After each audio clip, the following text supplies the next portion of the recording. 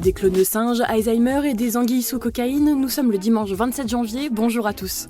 Voici votre concentré d'actualité scientifique, sélectionné par Maxi-Science. La différence entre l'homme des cavernes et nous, c'est le résultat de la science.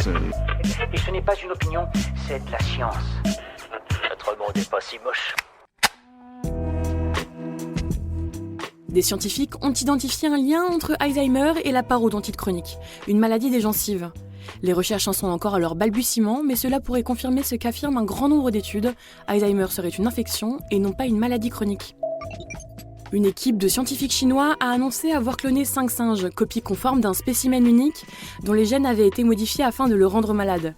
L'ADN du spécimen originel a été modifié grâce à un outil d'édition génomique lorsqu'il était à l'état embryonnaire. Être bercé est bon pour la santé.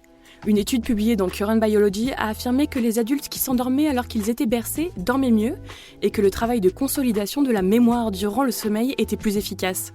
Allez, on investit dans un hamac.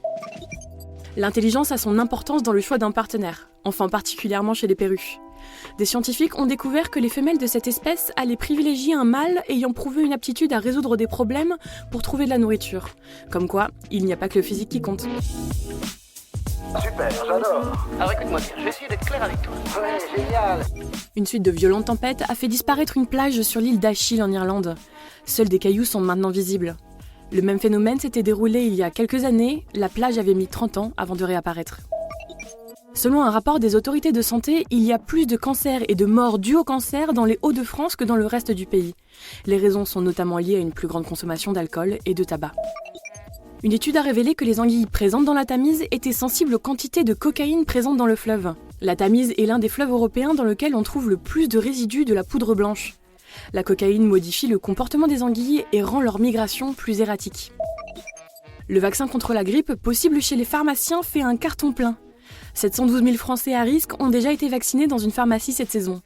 Un principe proposé dans 4 régions test, la Nouvelle-Aquitaine, l'Auvergne-Rhône-Alpes, les Hauts-de-France et l'Occitanie. C'est tout pour aujourd'hui. On vous dit à demain pour de nouvelles actualités scientifiques. Voilà. Il ne reste plus qu'à vous remercier de votre attention. C'est tout pour aujourd'hui. Au revoir.